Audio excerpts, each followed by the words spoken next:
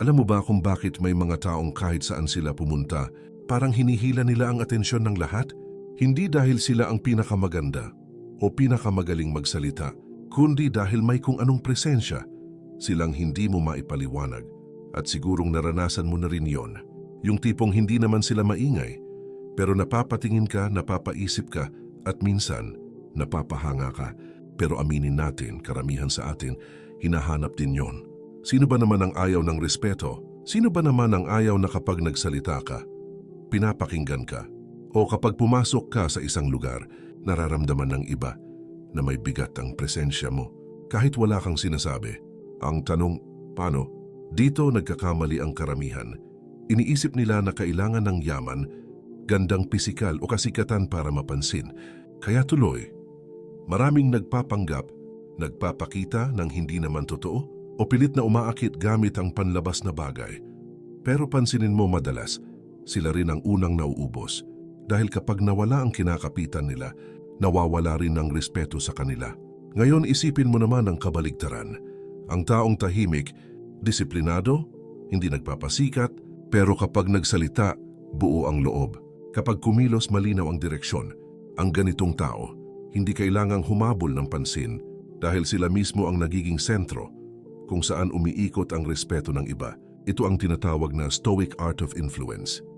Kaya kung nararamdaman mo na parang hindi ka pinapansin o parang lagi kang nauungusan ng iba, tandaan mo ito, hindi mo kailangang magpanggap, hindi mo kailangang mangakit gamit ang panlabas na anyo. Dahil sa huli, ang panlabas na anyo, kumukupas, ang yaman nauubos, ang kasikatan, nalilimutan, pero ang ugali, ang disiplina, at ang uri ng tao na pinipili mong maging araw-araw. Yan ang hindi madaling mawala at dito ka magsisimulang maging tunay na magnetic. Hindi dahil ini-impress mo ang iba, kundi dahil totoo ka. Hindi dahil kailangan mong habulin ng atensyon, kundi dahil kusa itong lumalapit. Yan ang sikreto ng mga Stoic. Tahimik pero mabigat. Simple pero may lalim. Hindi kailangan ng maskara dahil ang pinakamalakas na impluensya ay laging galing sa loob. Kaya kung naghahanap ka ng mga aral na hindi lang panandalian, kundi mga gabay na pwede mong baunin araw-araw para tumibay ang loob, lumalim ang isip, at maging mas matatag bilang tao, nandito ka sa tamang lugar.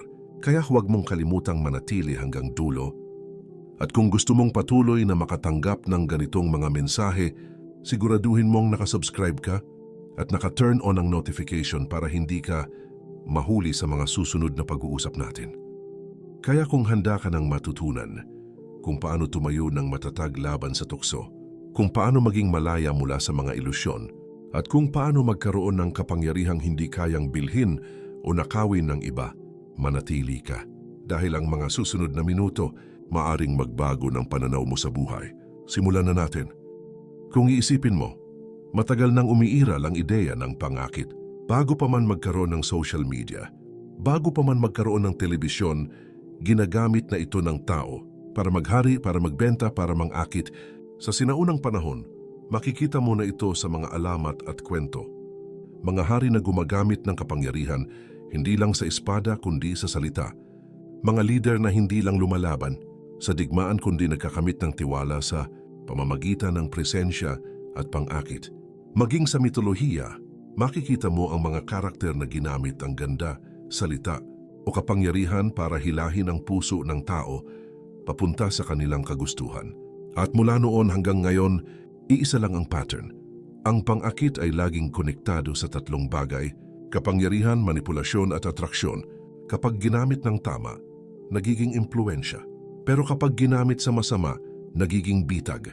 Siguro naranasan mo rin yung pakiramdam na parang nahulog ka sa isang bagay na alam mong hindi naman totoo, pero ang lakas ng hatak. Maaring sa isang tao na laging magaling magsalita, pero sa likod pala ay iba ang motibo. O baka sa isang pangako na maganda sa tenga, pero sa huli, iniwan ka lang ng pagkadismaya. Ito ang dahilan kung bakit, sa paglipas ng panahon, naging negatibo ang tingin ng tao sa pangakit. Kasi madalas itong ikinokonekta sa panlilinlang at paggamit sa kahinaan ng iba. Pero hindi lang ito kwento ng kahapon. Hanggang maksimakin, nakikita pa rin natin ito sa paligid, sa social media, sa politika, sa mismong mga relasyon. Ang tanong, Paano nga ba natin nakikita ang parehong larawang ito sa modernong panahon? Kapag tiningnan natin ang lipunan ngayon, mas malinaw pa kaysa dati kung paano ginagamit ang pangakit. Unahin natin ang social media. Mapapansin mo sa bawat swipe mo, may taong sinusubukang hilahin ang atensyon mo.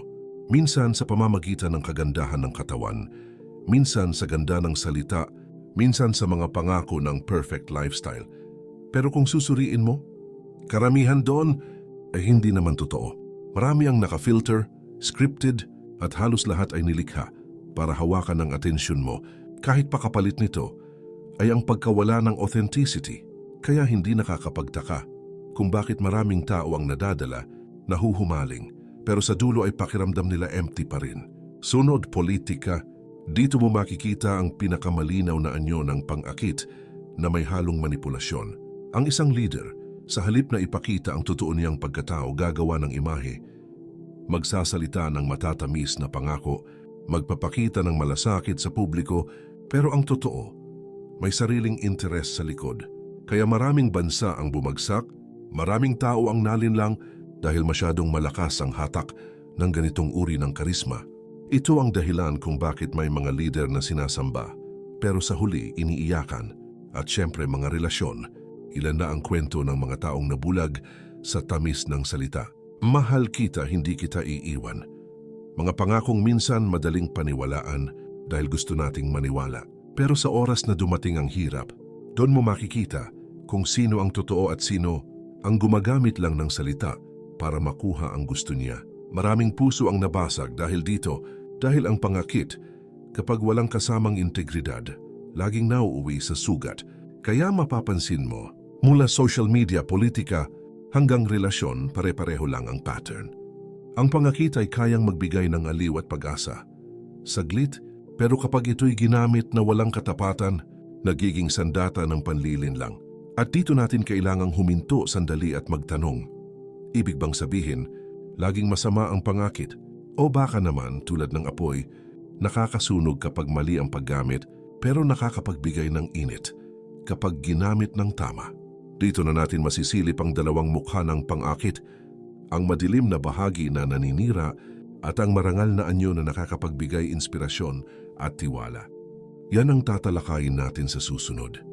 Ngayon, malinaw na kung bakit negatibo ang tingin ng karamihan sa pangakit. Kasi sa madalas na gamit nito, nauuwi lang ito sa panlilin lang.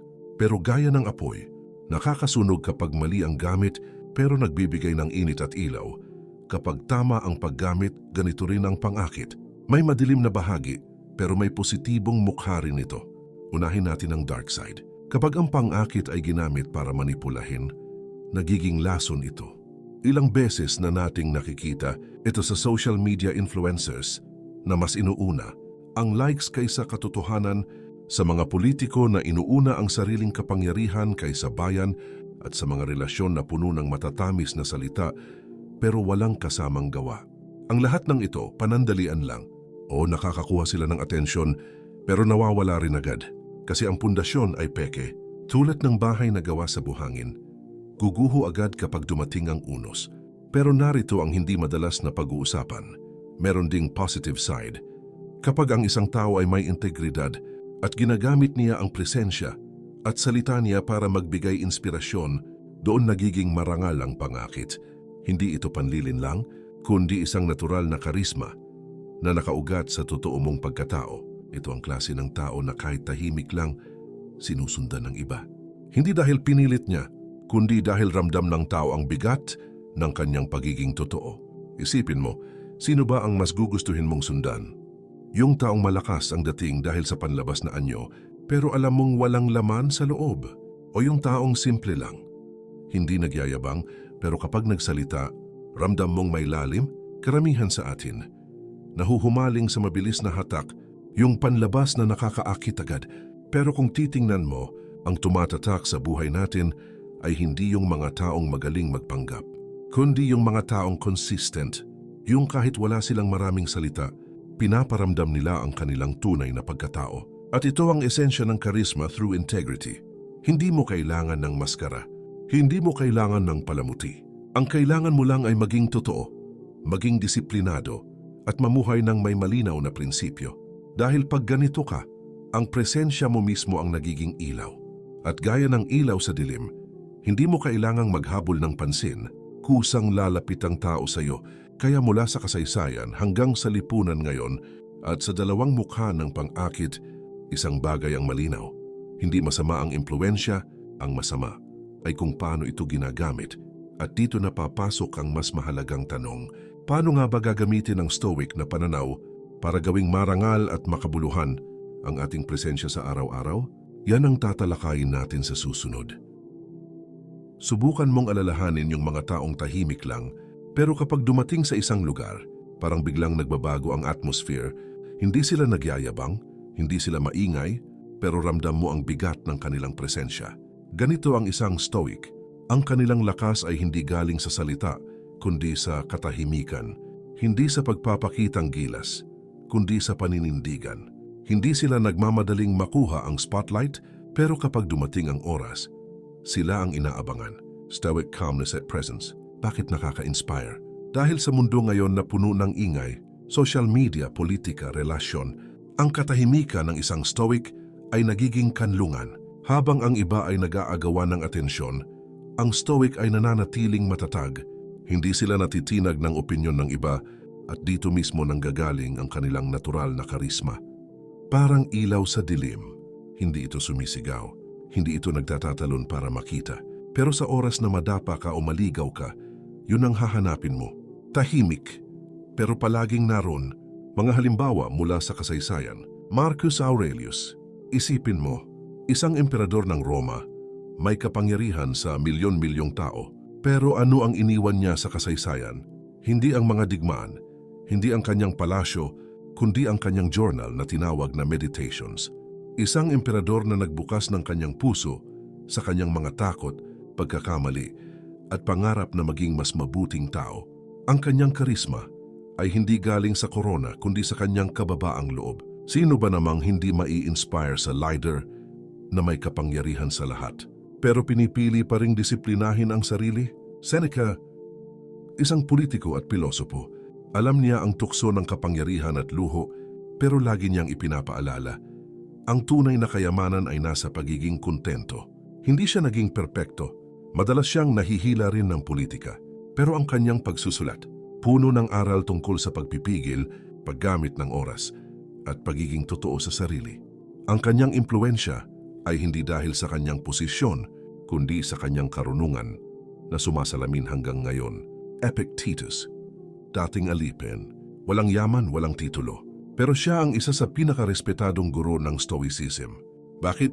Dahil ang kanyang mga salita ay galing sa sariling karanasan ng pagdurusa at pagpipigil.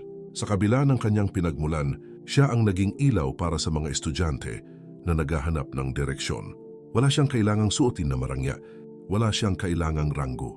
Ang kanyang buhay mismo ang naging patunay na ang disiplina at prinsipyo ay higit pa sa anumang panlabas na dekorasyon. Kaya mapapansin mo, ang Stoic charisma ay hindi nakukuha sa pagiging malakas ang boses o sa pagiging sikat. Ito ay nakukuha sa pagiging matatag, totoo at disiplinado. Habang ang mundo ay puno ng drama at ingay, ang Stoic ay nananatiling kalmado at sa katahimikan na iyon, mas malakas ang dating nila. Analogy, ilaw sa dilim. Isipin mo ang Stoic bilang isang ilaw sa madilim na kalsada. Hindi ito kumukutitap ng makukulay na ilaw. Hindi ito maingay na neon sign. Tahimik lang pero malinaw. At sa oras na mawalan ka ng direksyon, hindi mo ito kailangan hanapin dahil kusa itong makikita. Ganito ang presensya ng isang Stoic. Hindi sila nagpupumilit mapansin. Pero sa oras na kailangan mo ng gabay, sila ang unang pumapasok sa isip mo. Practical connection. Ngayon isipin mo ang sariling buhay mo. Sa trabaho, mas pinapakinggan mo ba ang taong puro yabang o yung tahimik pero laging may gawa? Sa relasyon, mas humahanga ka ba sa taong magaling magsalita ng pangako o sa taong kahit simple, tinutupad lahat ng sinabi niya? Sa lipunan, mas sinusundan mo ba ang leader na puro pangako o yung may paninindigan kahit walang palakpak? Diyan natin makikita ang kapangyarihan ng Stoicism. Hindi ito tungkol sa palabas kundi sa paninindigan. Hindi ito tungkol sa panlabas kundi sa panloob, at doon nagmumula ang tunay na karisma. Kaya ang tanong, ano-ano ba ang mga katangian na meron ng isang stoic na nagbibigay sa kanila ng ganitong klase ng magnetism? Sa susunod na bahagi, pag-uusapan natin ang 7 ugali ng isang stoic na nagpapalakas ng kanilang natural na presence, mga ugaling maaari mong linangin para ikaw mismo ay maging ilaw sa dilim. Number 1, calm confidence. Ang unang ugali ng isang stoic na natural na magnetic ay calm confidence. Hindi ito yung confidence na maingay o palaban. Hindi ito yung tipong kailangan mong ipakita sa lahat na ikaw ang tama. Ang tunay na calm confidence ay tahimik, matatag at hindi nadadala ng emosyon ng iba. Storytelling. Example. Isipin mo ang isang tao sa trabaho o klase.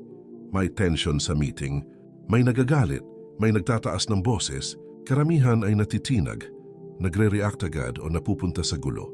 Pero ang stoic na may calm confidence, tahimik lang siya, nakikinig, nag-iisip bago magsalita. Ang bawat kilos at salita niya ay may bigat. Hindi niya kailangang igiit ang sarili dahil ramdam ng iba ang kanyang presence at authority. Explanation, principles. Bakit ganito ka-epektibo ang calm confidence? Una, ang tao na hindi nadadala ng emosyon ay hindi madaling manipulahin. Pangalawa, ang kanyang presensya ay nagiging grounding point sa paligid. Pangatlo, ang kanyang katahimikan at kontrol ay nagpapakita na siya ay may direksyon at paninindigan. Application, practical steps. Paano mo ito malilinang sa araw-araw? Huminga bago magsalita sa stress na sitwasyon. Obserbahan bago mag-react sa insulto o opinyon ng iba. Kilalanin ang sariling values at huwag pilitin ang sarili sa hindi mo kontrolado. Panatilihin ang posture, tono ng boses at eye contact, maliit na bagay pero malaki ang epekto sa perception ng ibang tao. Reflective pause. Ang calm confidence ay parang ilaw. Hindi malakas ang tunog, pero ramdam ng lahat ang bigat ng presensya mo. Kapag nakakasalamuha ka ng tao na ganito, kusang humahanga ang iba dahil nakikita nila ang kontrol mo sa sarili at tibay ng karakter mo. Mini story. Real life example. Isipin mo si Marcus Aurelius sa gitna ng kaguluhan sa Roma. Hindi siya kailangang sumigaw para makuha ang atensyon ng sundalo o mamamayan. Tahimik, matatag at consistent sa kanyang prinsipyo. Ang bawat kilos niya ay nagpapakita ng calm confidence at dito nagmumula ang tunay na magnetism. Number 2, self-discipline. Ang pangalawang ugali ng isang stoic na magnetic ay self-discipline. Maraming tao ang nagkakamali sa pagkaintindi nito. Iniisip nila na attractiveness ay tungkol sa hitsura, salita o panlabas na anyo. Pero ang tunay na kaakit-akit na tao ay disiplinado sa sarili, sa kanilang oras, sa loobin at aksyon. Storytelling. Example. Isipin mo ang isang estudyante o empleyado na laging on time, laging handa, at hindi nagpapadala sa distractions. Sa unang tingin, simple lang ang ginagawa niya, pero ramdam ng iba ang kanyang commitment at focus. Ang consistency niya sa maliliit na bagay ay nagiging malaking base ng respeto at admiration. O paano naman si Seneca? Sa gitna ng kapangyarihan at tukso ng politika, pinili niyang mamuhay ng simple at disiplinado. Hindi siya nadala ng luho. Hindi siya nagpadala sa kagustuhan ng masa. At dahil dito, ang kanyang salita at presensya ay may bigat, hindi basta nakakaakit sa salita, kundi sa pagkilos at prinsipyo. Explanation, principles. Bakit mahalaga ang self-discipline sa magnetism? Una, ang taong disiplinado ay predictable sa mabuting paraan. Alam ng iba kung ano ang aasahan sa kanya. Pangalawa, ang kanyang focus sa layunin ay nagiging inspirasyon sa paligid. Pangatlo, hindi siya madaling madala sa tukso o distractions, kaya mas malakas ang kanyang presence at authority. Application, practical steps. Paano mo malilinang ito sa buhay mo? Gumawa ng daily routines at sundin ito kahit mahirap. I prioritize ang mahalagang bagay kaysa sa instant gratification. Panatilihin ang commitment sa sarili. Kung may sinimulan ka, tapusin mo. Huwag hayaang dominahin ka ng emosyon o impulses. Kontrolin ang sarili sa bawat hakbang. Reflective pause. Ang self-discipline ay hindi palaging nakikita sa labas, pero ramdam ng lahat ang epekto nito. Ito ang pundasyon ng respect at credibility. Kapag may taong nakakasalamuha ka na disiplinado, kahit simple lang ang dating, Natural siyang hinahangaan at sinusundan. Mini story. Real life example. Isipin mo ang leader o guro na araw-araw consistent sa kanyang principles at trabaho. Hindi kailangan ng maramihang salita o palabas na gestures. Ang kanyang consistency at disiplina sa simpleng bagay ay nagiging daan para ang iba ay kusang sumunod at humanga. Number 3. Integrity and consistency. Ang pangatlong ugali ng isang stoic na magnetic ay integrity and consistency. Hindi sapat ang pagiging tahimik o disiplinado, kailangan ding totoo ka sa sarili at sa iba. Integrity ang pundasyon ng tiwala at consistency ang nagpapatibay nito. Kapag magkasama, sila ang nagiging magnet sa paligid mo. Storytelling. Example. Isipin mo ang isang kaibigan o kasamahan sa trabaho na palaging ginagawa ang tama kahit walang nakatingin. Hindi nagbabago ang behavior niya depende sa sitwasyon o tao. Ang bawat kilos niya ay predictable sa mabuting paraan. Dahil dito, natural siyang pinagkakatiwalaan at hinahangaan. O halimbawa si Epictetus, dating alipin, hindi siya nagpakita ng maskara sa kanyang kalagayan. Kahit mahirap ang buhay, consistent siya sa pagpapalaganap ng karunungan at prinsipyo. Ramdam ng mga tagasunod niya ang pagiging totoo sa sarili at iyon ang nagbigay sa kanya ng natural authority at respect. Explanation. Principles. Bakit mahalaga ang integrity at consistency sa magnetism? Una, ang tao na consistent ay nagiging predictably reliable, nagbibigay ng seguridad sa paligid. Pangalawa, ang integrity ay nagpapakita na hindi mo ginagamit ang iba para sa sarili mong pakinabang. Pangatlo, kapag pinagsama ang consistency at integrity, ay lumilikha ng trust magnet, natural na sumusunod at humahanga ang tao dahil alam nila na karapat-dapat kang pagkatiwalaan. Application. Practical steps. Paano mo ito malilinang sa sarili? Maging totoo sa salita at gawa. Huwag magsalita ng hindi mo pinaniniwalaan. Panatilihin ang consistency sa maliliit at simpleng bagay. Ito ang bumubuo ng credibility.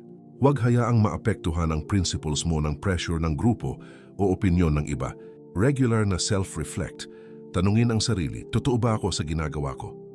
At pareho ba ang panlabas at panloob kong pagkatao? Reflective pause. Ang integrity at consistency ay parang pundasyon ng matibay na gusali. Kahit gaano ka kagaling magsalita o kaakit-akit sa labas, kapag walang integrity at consistency, babagsak ang impresyon at respeto sa iyo. Ang mga tao ay natural na naakit sa taong totoo at predictable sa mabuti. Mini story. Real life example. Sa buhay makikita mo ang taong consistent at may integridad sa simpleng bagay tulad ng pag-respect sa oras, pagsunod sa commitment o pagiging tapat kahit walang nakatingin. Ang mga simpleng kilos na ito ay bumubuo ng magnetic presence na hindi mo kailangan pilitin, kusang naakit ang ibang tao sa kanya. Number 4. Emotional control. Ang ikaapat na ugali ng isang stoic na magnetic ay emotional control. Maraming tao ang nadadala ng galit, takot o frustrasyon. Ang stoic, bagamat nararamdaman din ang emosyon, hindi siya pabigla-biglang nagre-react. Ang kanyang presensya ay hindi nasisira ng kaguluhan sa paligid at dito nagmumula ang natural na respect at paghanga ng iba. Storytelling. Example. Isipin mo ang isang team meeting o kahit simpleng usapan sa pamilya. May nagagalit, may nag-aaway. Ang karamihan ay sumasabay sa emosyon, nagbabalik tugon o nagpapasiklab ng tension. Pero ang stoic na may emotional control, tahimik lang, nakikinig, nag-iisip bago magsalita at hindi nagpapadala sa impulsive reactions. Ang kanyang katahimikan at kontrol ay nagpapakita ng authority at maturity na kusang hinahangaan ng iba.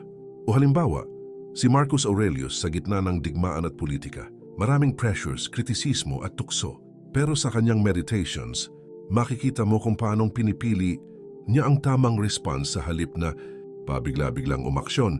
Dahil dito, kahit sa mahihirap na sitwasyon, ramdam ng sundalo at mamamayan ng kanyang tibay at wisdom. Explanation. Principles. Bakit mahalaga ang emotional control sa magnetism?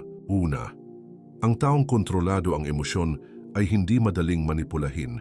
Pangalawa, ang kanyang presensya ay nagiging grounding point sa paligid.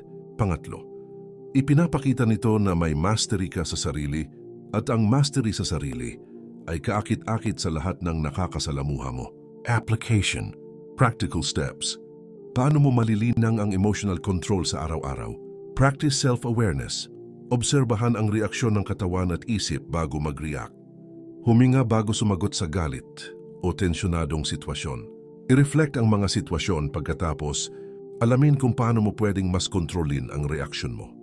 I prioritize ang long-term principle kaysa short-term impulse. Reflective pause. Kapag ang isang tao ay may emotional control, ramdam ng lahat ang bigat ng presensya niya. Hindi kailangan ng malakas na boses o marangyang gestures. Ang katahimikan, focus at control sa sarili ang nagiging natural na magnetic force. Mini story. Real-life example. Sa personal na buhay, makikita mo ang epekto ng emotional control sa simpleng bagay. Kapag may nagagalit sa iyo, hindi ka agad nagre-react, pero malinaw sa kilos at salita mo ang tamang pamamahala sa sarili.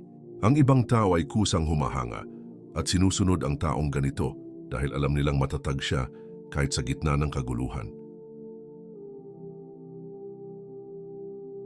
Number 5. Empathy with boundaries.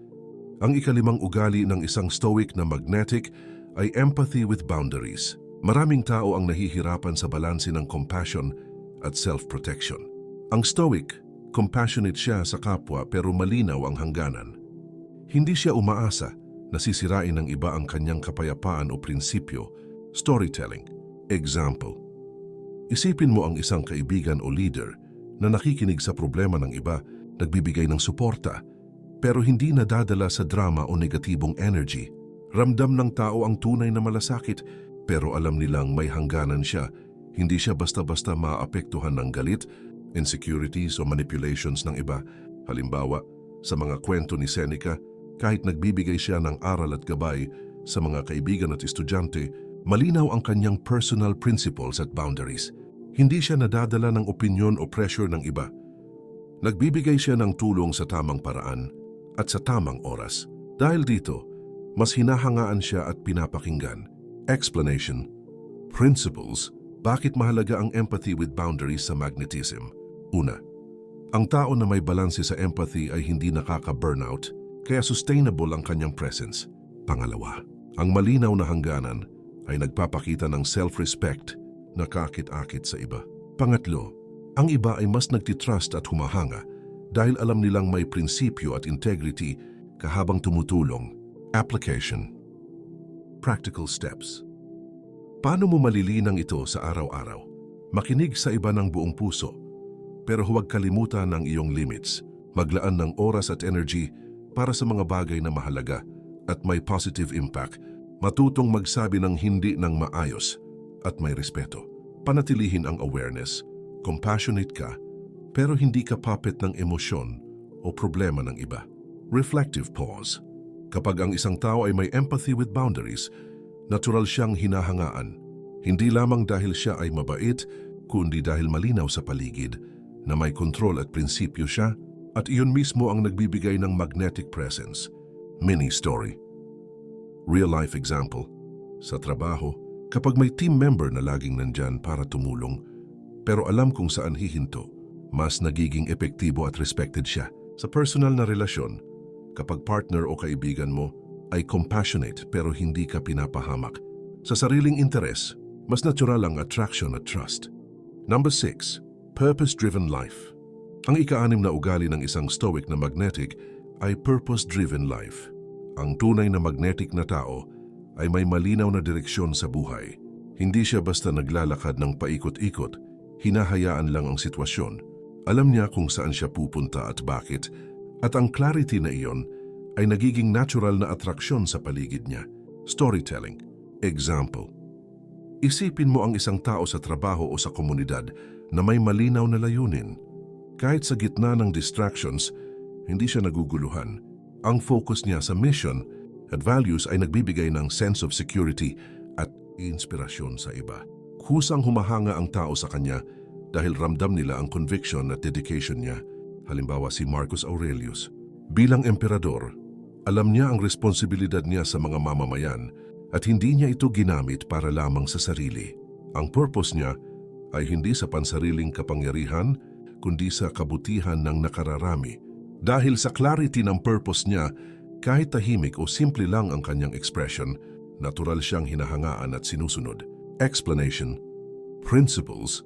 Bakit mahalaga ang purpose-driven life sa magnetism? Una, ang taong may purpose ay may direction at ang clarity ng direction ay nagbibigay ng confidence at authority. Pangalawa, ang focus sa purpose ay nagiging inspirasyon sa iba.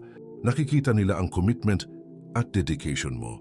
Pangatlo, ang pagkakaroon ng malinaw na purpose ay nagpoprotekta sa iyo sa distractions at manipulations, kaya mas matatag ang presence mo. Application. Practical steps. Paano mo malilinang ito sa araw-araw? Kilalanin ang values at priorities mo. Ano ang mahalaga sa iyo sa mahabang panahon? Gumawa ng goals at plans na nakasalalay sa purpose mo, hindi sa opinyon ng iba. I reflect araw-araw. Ang ginagawa ko ba ngayon ay aligned sa purpose ko? Maging consistent sa action at decision-making basis sa iyong purpose. Kahit mahirap or unpopular, reflective pause. Kapag ang isang tao ay malinaw sa purpose, hindi niya kailangan igiit ang sarili. Ang kanyang direksyon at focus mismo ang nagiging magnetic. Ang iba ay natural na naakit at sumusunod. Hindi dahil sa pressure, kundi dahil nakikita nila ang clarity at conviction sa bawat kilos at salita. Mini story. Real-life example. Sa buhay makikita mo ang epekto nito sa simpleng sitwasyon. Kung may kaibigan ka na consistent sa kanyang principles at focus sa layunin, kahit hindi siya sumisigaw o nagpapakita, ramdam mo ang bigat ng kanyang presence. Sa trabaho o leadership, kapag malinaw ang vision ng isang tao, natural siyang sinusundan at hinahangaan. Number 7, silence and presence. Ang ikapitong at huling ugali ng isang stoic na magnetic ay silence at presence. Maraming tao ang nahuhulog sa akala na kailangan nilang magpakita, magsalita ng marami, o gumawa ng ingay para maging kaakit-akit. Pero ang stoic, tahimik lang at ramdam ng lahat ang bigat ng presensya niya. Ang katahimikan niya mismo ang nagiging magnet. Storytelling. Example. Isipin mo ang isang tao sa isang room. Tahimik lang siya. Hindi sumisigaw, hindi nagtatangkang makuha ang spotlight.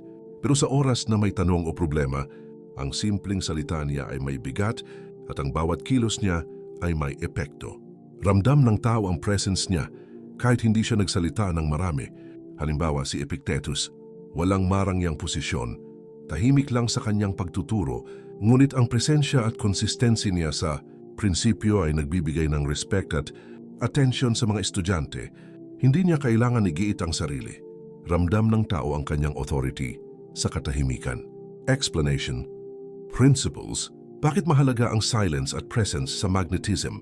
Una, ang katahimikan ay nagbibigay ng space para pahalagahan ka ng iba. Pangalawa, ang presence ay hindi nasusukat sa dami ng salita, kundi sa epekto ng pagkatao mo sa paligid. Pangatlo, kapag may tao kang tahimik pero consistent sa sarili at principles, kusang humahanga ang iba at sinusunod ka nila. Application. Practical steps.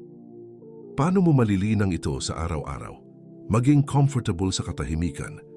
Huwag pilitin ang sarili na magsalita kung walang saysay. Obserbahan ang paligid bago mag-react o magsalita. Gamitin ang katawan, posture at eye contact para ipakita presence. Reflect sa bawat sitwasyon. Paano makakagawa ng impact kahit tahimik lang?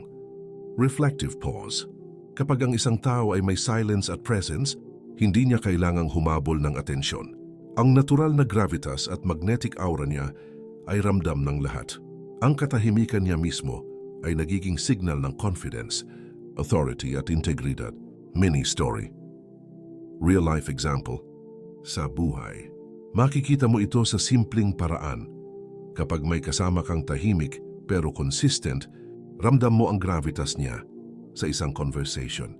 Sa trabaho o sa personal na relasyon, kahit hindi siya naglalabas ng maramihang salita, natural siyang hinahangaan at sinusunod. Ito ang huling piraso ng puzzle sa Stoic Magnetism. Ngayon, natapos na natin pag-usapan ang 7 Stoic traits na bumubuo sa natural na magnetism, mula sa calm confidence hanggang sa katahimikan na may bigat ng presence. Pero tandaan, ang kaalaman ay walang silbi kung hindi ito isinasabuhay. Ano nga ba ang halaga ng calm confidence kung hindi mo ito na ipapakita sa trabaho? Ano ang saysay ng self-discipline kung sa relasyon mo naman, ikaw ay laging needy at insecure? At ano ang kabuluhan ng purpose at presence kung hindi mo ito nagagamit para mag-lead ng tama?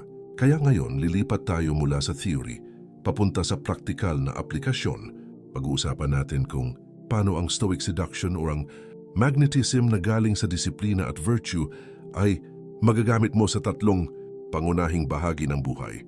Sa trabaho, sa relasyon o sa leadership. Dito natin makikita kung paano ang mga Stoic traits ay hindi lang ideya, kundi gabay para maging magnetic sa totoong buhay. Una, sa trabaho. Sa opisina o sa kahit anong trabaho, pansinin mo, hindi laging pinakamagaling ang pinakarespetado, kundi ang taong may disiplina at integridad. Ang respeto ay hindi hinihingi, kusa itong ibinibigay kapag nakikita ng tao ang consistency mo. Halimbawa, may mga empleyado na maingay, laging gusto ng spotlight. Pero mas madalas, ang mas tahimik at consistent sa gawa ang mas nire-respeto. Ang Stoic worker, kahit maraming pressure, hindi nagpapanik.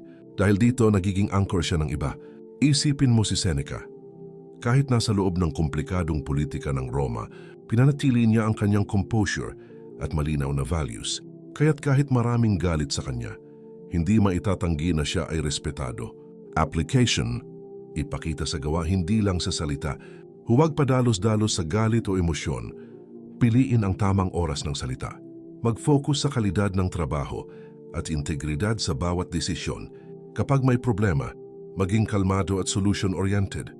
Kapag may tao sa trabaho na hindi nagiging slave ng emosyon at hindi rin nagpapadala sa drama, natural siyang tinitingala at nire-respeto ng peers.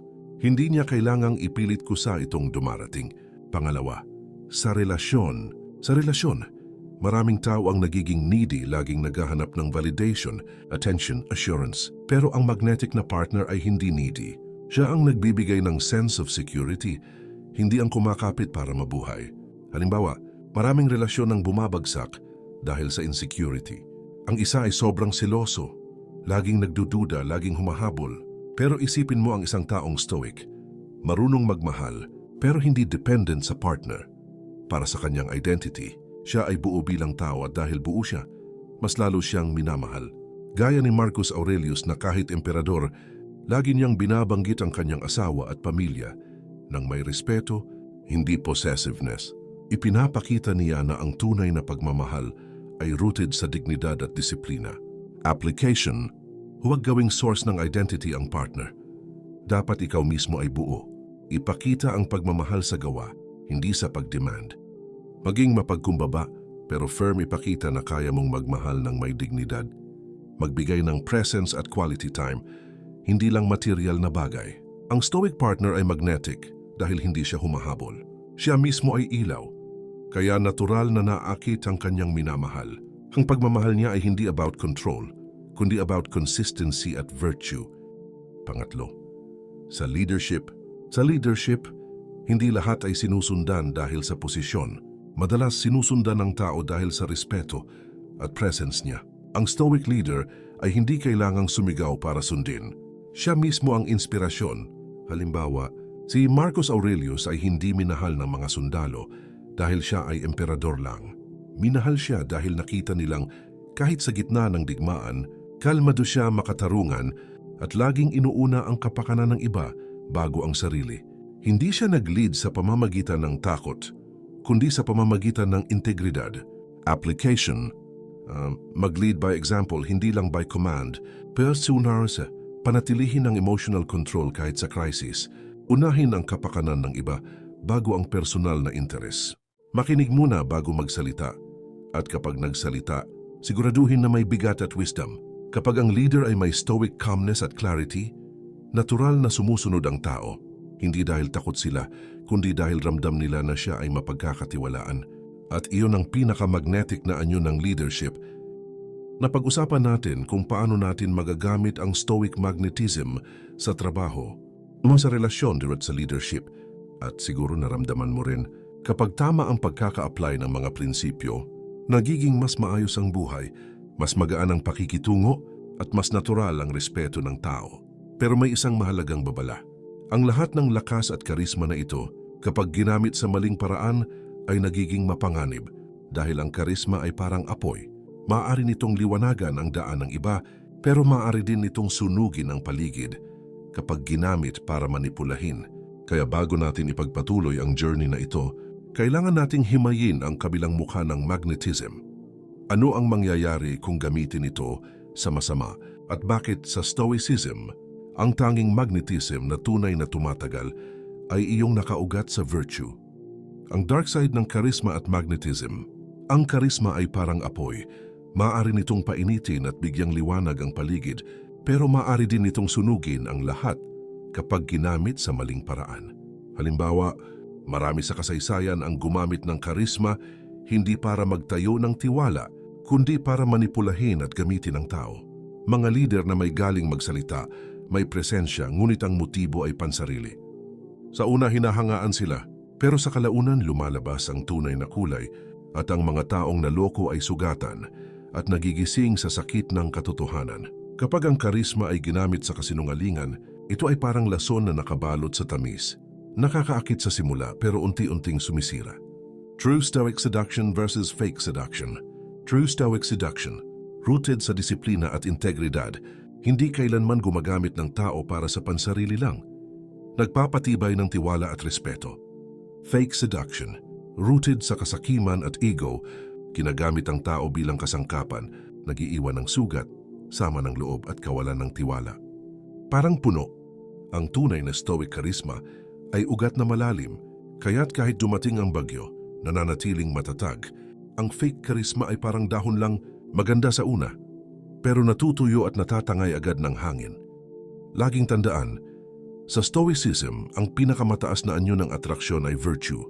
Hindi ang itsura, hindi ang pera, hindi ang sweet talk, kundi ang kabutihan at disiplina ng pagkatao. Si Marcus Aurelius, kahit emperador, hindi ginamit ang kapangyarihan para lamang sa pansarili. Ang virtue niya, ang commitment sa duty, sa justice, sa self-control, iyon ang dahilan kung bakit hanggang ngayon, hinahangaan pa rin siya. Samantalang ang ibang emperador, kahit mas gwapo, mas marangya, o mas makapangyarihan, nakalimutan na ng kasaysayan dahil ang iniwan nila ay takot at kasakiman, hindi inspirasyon. Kaya kung may kapangyarihan ka mang makaimpluwensya ng tao, tanungin mo palagi ang sarili mo. Ginagamit ko ba ito para sa kabutihan o para sa pansariling kagustuhan? Dahil ang magnetism na galing sa virtue ay tumatagal, habang ang galing sa panlilinlang ay mabilis nawawala. Sa huli, nakita natin kung gaano kapanganib ang karisma kapag ginamit sa maling paraan. Ang karisma na walang virtue ay parang palasong walang gabay, makakapanakit at madalas sarili pa ang tinatamaan. Kaya malinaw, ang Stoic magnetism ay dapat laging nakaugat sa disiplina at kabutihan. Ngayon ang tanong, paano natin titiyakin na nananatili tayong nakaugat sa virtue at hindi naliligaw sa maling paggamit ng ating presence? Hindi sapat ang kaalaman. Kailangan itong i-practice araw-araw. Kaya sa susunod, pag-uusapan natin ang mga konkretong gawain, mga Stoic practices na maaari mong gawin tuwing umaga, sa oras ng pagninilay, sa bawat salita, at sa pakikisalamuha para palakasin ang iyong magnetism sa paraang tama at makabuluhan. Una, daily morning practices. Ang isang araw na walang direksyon ay parang barkong walang timon kung saan-saan lang dadalhin ng alon. Kaya't para sa isang Stoic, nagsisimula ang magnetism sa umaga pa lang. Gumising ng may awareness, huwag agad hawakan ng phone. Huminga at magpasalamat muna. Stoic visualization. Isipin ang mga challenges na maaring dumating at ihanda ang isip. Set your intention. Anong virtue ang isa sa buhay ko ngayong araw? Discipline, patience, justice. Ang taong nagsisimula ng araw sa clarity at discipline ay nagiging magnetic dahil hindi siya nadadala ng gulo ng mundo. Siya ang nagdadala ng presence sa mundo. Pangalawa, reflection journaling. Hindi lahat ng tao naglalaan ng oras para kausapin ang sarili nila. Pero ang Stoic, araw-araw may pagninilay. Journaling sa umaga, ano ang inaasahan kong hamon? Paano ko haharapin ito? Journaling sa gabi, saan ako nagtagumpay?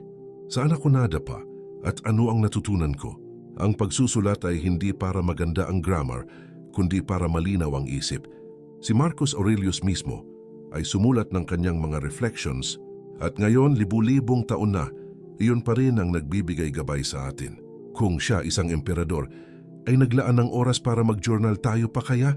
Kapag malinaw ang isip, malinaw ang kilos.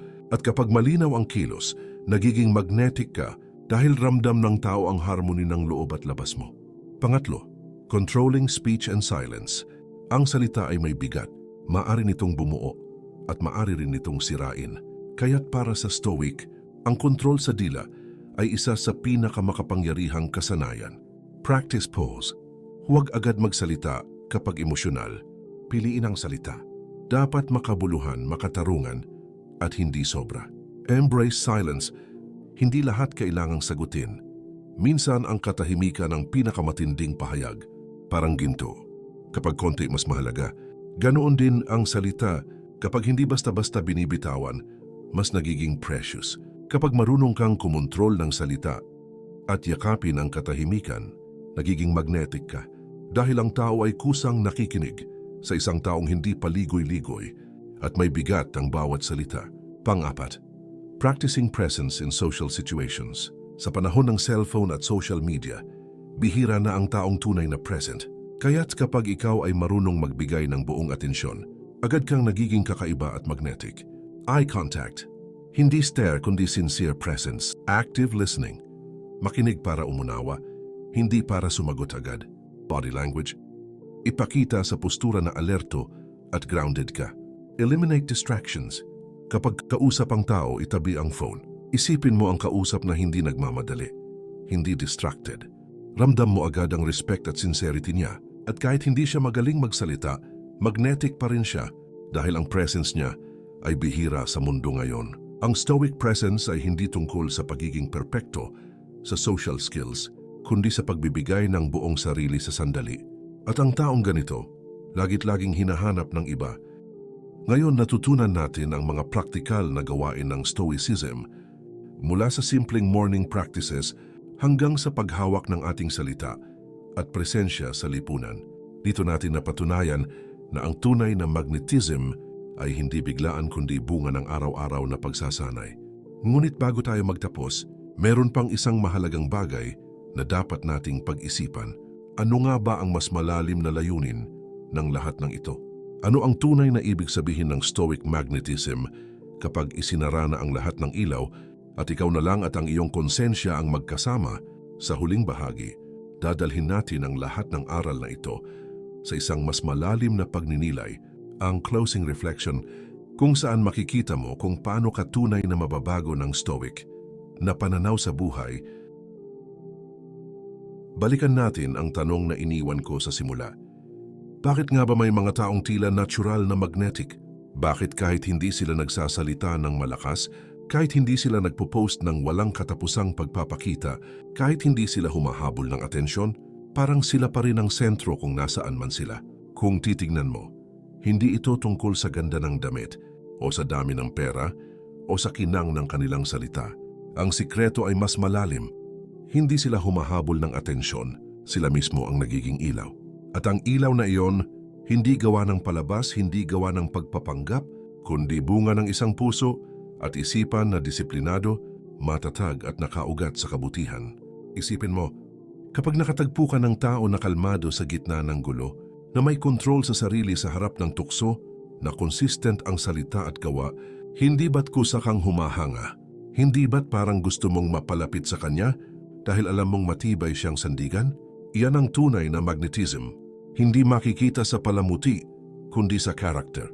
Ang Stoicism ay nagturo sa atin na ang pinakamalakas na impluensya ay hindi yung kayang umalingaw-ngaw, kundi yung kayang manatili. Si Marcus Aurelius, isang emperador, hindi kailangang sumigaw para sundin dahil ang kanyang halimbawa ang pinakamatinding utos. Si Seneca sa kanyang mga sulat, ipinakita na ang payo ay mas mabisa kapag galing sa isang buhay na isinasabuhay mismo ang mga salita. At si Epictetus na dating alipin, pinatunayan na kahit walang kapangyarihan sa lipunan, ang isang taong may paninindigan ay nagiging inspirasyon sa lahat ng makakarinig. Kaya ngayon, gusto kong itanong muli sa iyo, at sana dalhin mo ito sa puso mo, kung papasok ka sa isang silid, ano ang dala mo? Presensya ba na naghahanap ng pansin? o presensya na nagbibigay ng kapanatagan? Ikaw ba'y isang taong nangangailangan ng validation? O ikaw ba'y isang tao na kahit tahimik, alam ng iba na may bigat ang iyong presensya? Dito pumapasok ang tunay na hamon ng Stoic magnetism. Hindi ito para ipagyabang, hindi ito para manipulahin, hindi ito para gamitin bilang sandata laban sa iba. Ito ay para maging gabay, para maging sandigan, para maging liwanag sa isang mundong madalas nalulunod sa ingay at pagpapanggap. At kaya ang call to action ko sa iyo ngayon ay ito. Maging tao kang hindi lang inaabot ng tingin, kundi pinagkakatiwalaan at sinusundan. Maging tao kang hindi lang hinahangaan sa labas, kundi nirerespeto sa loob. Hindi dahil sa kinang ng iyong salita, kundi dahil sa tibay ng iyong disiplina at sa kabutihan ng iyong puso. Dahil sa huli, lahat ng yaman, lahat ng papuri, lahat ng pansin, panandalian lamang. Pero ang alaala ng isang taong may kabutihan at ang inspirasyon na naiwan niya sa iba, iyan ang tunay na hindi naglalaho. Kaya araw-araw piliin mong maging ilaw. Tahimik, matatag, hindi kailanman alipin ng tukso o kasinungalingan. Dahil kapag ginawa mo ito, hindi mo na kailangang humabol sa atensyon dahil ikaw mismo ang posteng pinagmumula ng liwanag. At sa liwanag na iyon, hindi lang ikaw ang mababago, kundi ang lahat ng taong madadatnan ng iyong presensya.